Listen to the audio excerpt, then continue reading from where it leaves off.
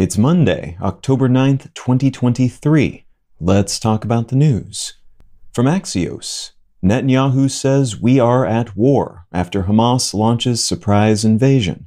Israeli Prime Minister Netanyahu has declared war on Hamas following a large and complex military incursion by the latter into Israeli territory. The invading forces killing hundreds of Israelis, grabbing dozens as hostages, and raising questions about Israel's vaunted intelligence services, which apparently either didn't see this coming or failed to act on whatever foreknowledge they had. This is a rapidly developing story, but what we seem to know now is that Hamas, which is a Palestinian Islamist militant group based in the Gaza Strip, has bypassed military barriers separating Gaza from the rest of Israel, and using surprise to its advantage, killed hundreds, wounded thousands, kidnapped dozens, and triggered a massive military response from the Israeli government, which has temporarily unified despite their many ideological differences and the Prime Minister's many corruption charges and related issues, in order to boot Hamas from their land, rescue hostages, treat the wounded,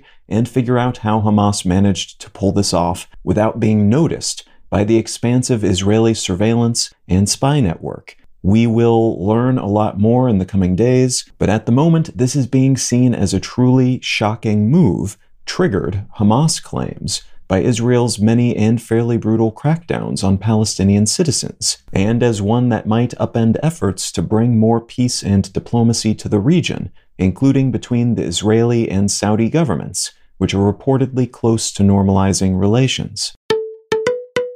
From the Wall Street Journal, surprisingly strong hiring sends bond yields higher. U.S. employers added about twice as many jobs as forecasters predicted in September, defying expectations and raising the possibility that the Fed will further hike interest rates before the end of the year. Job growth numbers, like all economic figures, are an imperfect stand-in for the health of an economy, but this is being seen as an indication that the U.S. economy can handle more pressure, and it's anticipated the Fed may choose to further hike interest rates in order to be extra certain that inflation rates continue to drop, rather than risking a rebound that would then be more difficult to handle. Employers added about 336,000 jobs last month, and the stock market grew skittish following the announcement, due to the possibility of higher interest rates and their economy cooling impacts. And from the New York Times, entire villages razed as death toll soars from quakes in Afghanistan. Local officials have announced that 813 people are confirmed dead following a pair of powerful earthquakes in northwestern Afghanistan.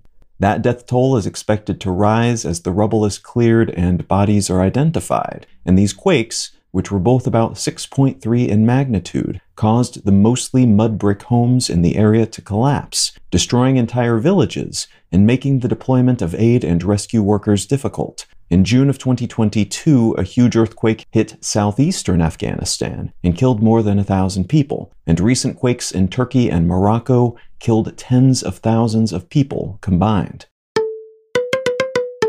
If you're finding some value in one-sentence news, consider leaving a quick review wherever you get your podcasts and/or sharing the show with a friend. You can find out more about this show or subscribe to the email version at onesentencenews.com, and you can support this and other related projects like the Let's Know Things and Brain Lenses podcasts at understandery.com.